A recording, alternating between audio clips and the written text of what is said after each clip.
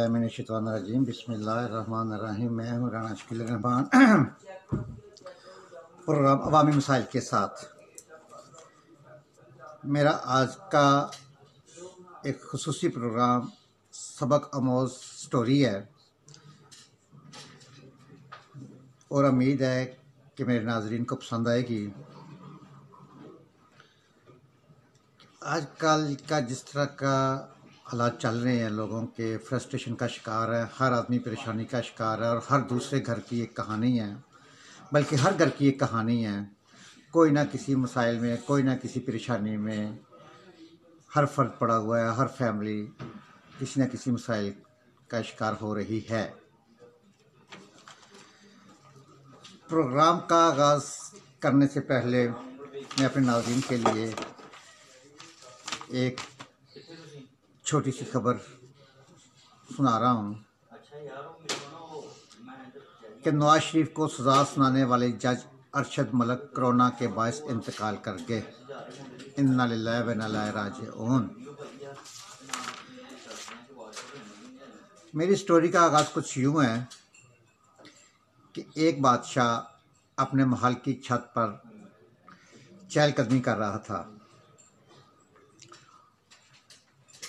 एक दिन अचानक उसकी नज़र अपने पड़ोस के घर के ऊपर पड़ी, जहाँ पर एक खूबसूरत सी नौजवान लड़की धूप में कपड़े सुखा रही थी।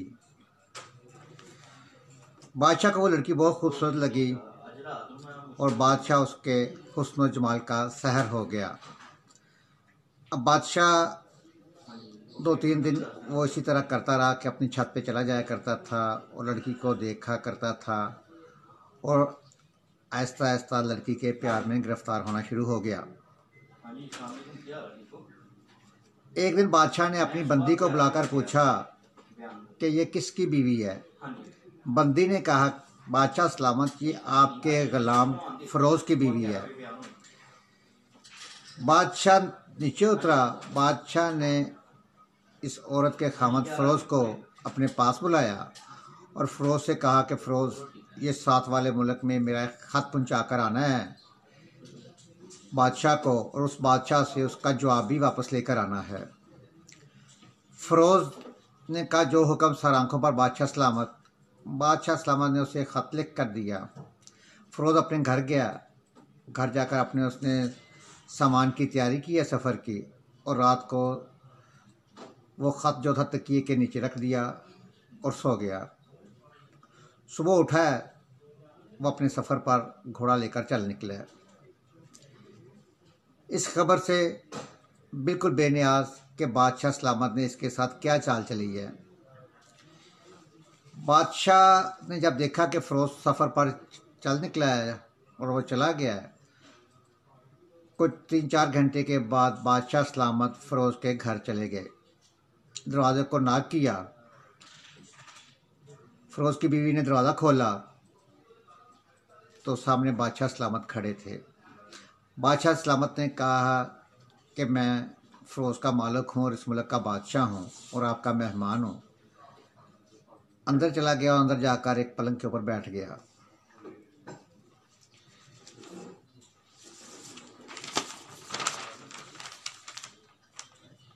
बादशाह ने कहा कि मैं फ़रोज़ को एक ज़रूरी काम के सिलसिले में उसे दूसरे मुल्क भेजा है, तो मैं ये पूछने आया हूँ कि आपको किसी चीज़ की कोई ज़रूरत तो नहीं है? कोई परेशानी हो तो मुझे बताइएगा। फ़रोज़ की बीवी ने हैरान होकर पूछा कि आज बादशाह सलामत यहाँ हमारे गरीब खाने में ये सब पूछने क्यों आए हैं? बादशाह ने कहा कि मैं यहाँ पर एक तो मेहमान बनकर आया हूँ। फ़रोज़ की बीवी बादशाह का मतलब समझ गई और कहा कि मैं अल्लाह सुब्हान ताला की पनाह चाहती हूँ।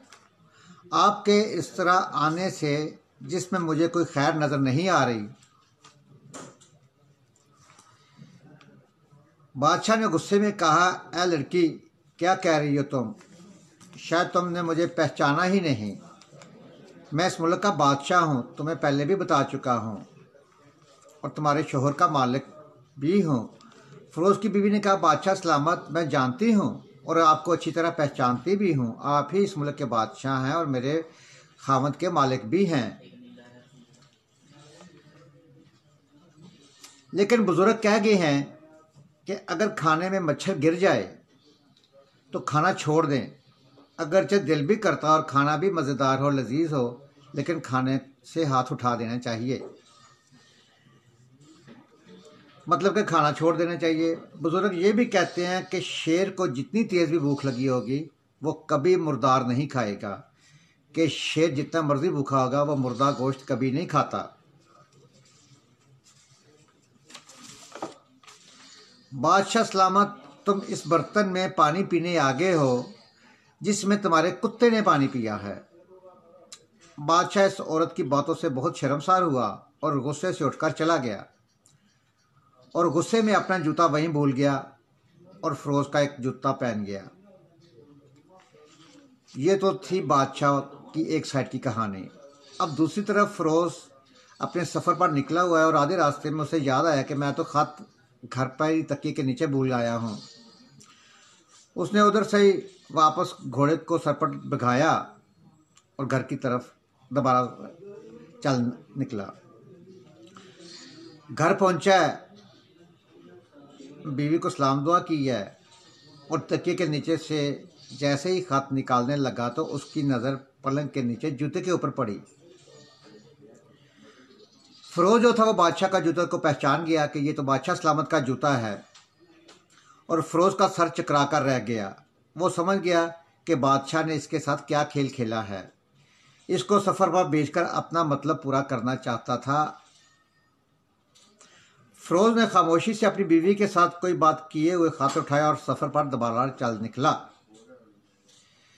कुछ दिनों के बाद काम खत्म होने पर बादशाह के पास वापस आया और दूसरे मुल्क के बादशाह का खत ला कर दिया।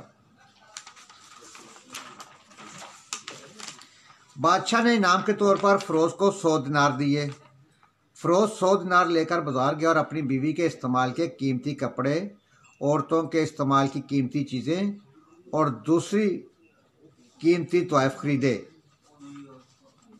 और घर पहुंचा, बीवी को मिला। कुछ देर आराम करने के बाद बीवी से कहा कि चलो तुम्हारे मेके चलते हैं। और बीवी ने जब ये सारे तोहफ़े और कीमती कपड़े देखे तो बीवी ने कहा कि ये कहाँ से लेकर आए हो। फिरोज ने कहा कि जी मुझे बादशाह ने 100 दिनार इनाम दिए थे और ये मैं सारा कुछ, ये तुम्हारी चीज़ें जितने कीमती तोहफ़े मैं तुम्हारे लिए लेके आया हूँ। अब ऐसे करो कि जल्दी जल्दी तैयार हो जाओ, मैं तुम्हारे मेके तुम्हें छोड़ के आता हूँ।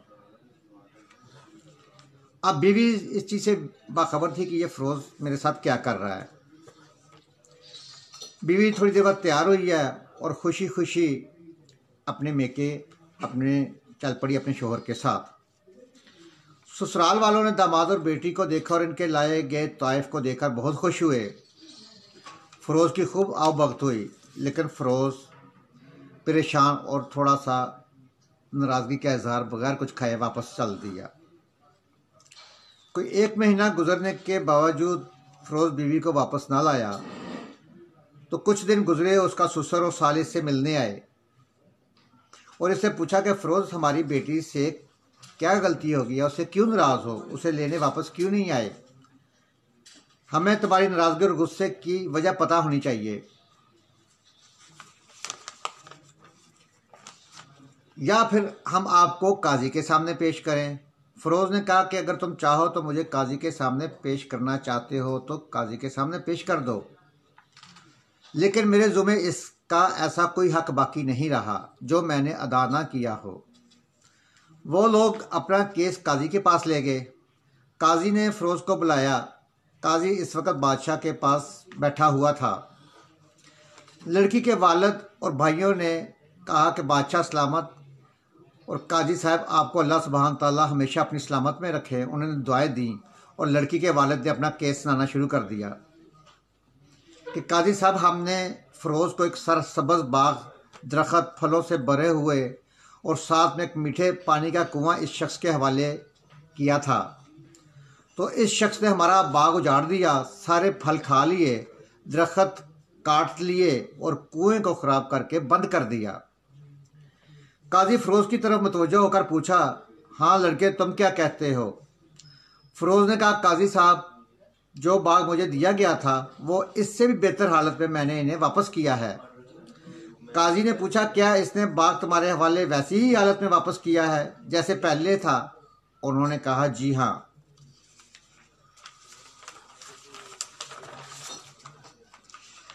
वैसी ही हालत में वापस किया है, लेकिन हम इससे बाग वापस करने की वजह पूछना चाहते हैं कि इसने हमें बाग वापस क्यों किया। काजी साहब, हाँ फ़िरोज़, तुम क्या कहना चाहते हो? तुमने इन्हें बाग क्यों वापस किया? फ़िरोज़ ने कहा, काजी साहब, मैंने बाग किसी बुग़्ज़ या नफ़रत या गुस्से की वजह से वापस नहीं छोड़ा, बल्कि इसलिए छोड़ा कि एक दिन मैं बाग में आया तो इसमें शेर के पंजों के निशान देखे तो मैं डर गया और खौफज़दा हो गया कि शेर मुझे खा जाएगा। मेरी ज़िंदगी को ख़तरा लाक हो गया, लिहाजा इस वजह से मैंने बाग वापस कर दिया और मैंने शेर की वजह से बाग में जाना बंद किया। बादशाह जो टेक लगाए बैठा हुआ था, ये सारा केस सुन रहा था, सीधा होकर बैठ गया और कहा, फ़िरोज़, अपने बाग की तरफ से अमन और मुतमिन हो जाओ। वल्लाह, इसमें कोई शक नहीं कि शेर तुम्हारे बाग में आया था, लेकिन वो वहाँ पर ना तो कोई असर छोड़ सका और ना ही कोई पत्ता तोड़ सका और ना ही कोई फल खा सका। वो वहाँ पर थोड़ी देर रहा और मायूस और नाकाम होकर वापस लौट गया। और खुदा की कसम, मैंने कभी तुम्हारे जैसे बाग के गिर्द लगी मजबूत दीवारें नहीं देखी। मतलब कि उसने कसम उठाकर कहा कि मैंने तुम्हारे जैसे बाग के गिर्द मजबूत दीवारें कभी नहीं देखी। फ़िरोज़ इंतहाई खुश और मुतमिन हुआ और अपनी बीवी को लेकर वापस अपने घर आ गया।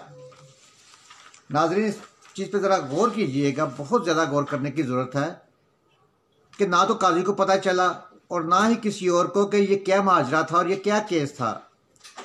क्या खूब बेहतर है कि अपने अहलो याल के राज छुपाए जाएं, ताकि लोगों और रिश्तेदारों को पता ही ना चल सके कि अपने घरों को भेद, मसले, परेशानियां हर जगह हर घर में होते हैं, लेकिन हर किसी को बताना अपने घर की परेशानियां, हर अपने घर के भेद, वो कोई अच्छी बात नहीं है। इसमें आप लोगों की इज्जत नहीं होती। वो खा मेरा घर क्यों ना हो, वो मेरे भाई का घर क्यों ना हो, मेरे किसी अजीज़ व कारब का घर क्यों ना हो, मेरे बच्चे का घर क्यों ना हो, किसी का घर क्यों ना हो, हर फर्द का घर का ये एक राज, परेशानी हो, कोई लड़ाई झगड़ा हो, वो अपने घर में सॉल्व कीजिए, ना कि आप रिश्तेदारों को बुलाएं, इकट्ठा करें, पंचायतों में जाएं, गली मोहल्ले वालों को इकट्ठा करें, आपस में बैठकर वो मसाइल हल कर लीजिए करें। मतलब आज की खूबसूरत बात कि मुंह में ज़ुबान तो सभी रखते हैं, कि मुंह में ज़ुबान तो सभी रखते हैं, मगर कमाल वो करते हैं जो इसे संभाल कर रखते हैं। दिल का अच्छा होने से कहीं बेहतर है कि इंसान ज़ुबान का अच्छा हो, कि दिल का अच्छा होने से कहीं बेहतर है कि इंसान ज़ुबान का अच्छा हो, क्योंकि लोगों का वास्ता सबसे पहले आपकी ज़ुबान से पड़ता है। दिल तक तो कुछ ख़ास लोग ही पहुंच पाते हैं। इस प्रोग्राम अवामी मसाइल के साथ अपने मेज़बान राना शकील रहमान को इजाज़त दीजिए। मेरे से कोई गलती कोताही हो गई हो तो अपने मेज़बान राना शकील रहमान को माफ़ कीजिएगा। अल्लाह हाफ़िज़। अपना, अपने घर का, अपने महल्ले का, अपने शहर का और अपने खूबसूरत प्यारे पाकिस्तान की सफाई का ख़ास ख्याल रखें। पाकिस्तान जिंदाबाद, पाइंदाबाद।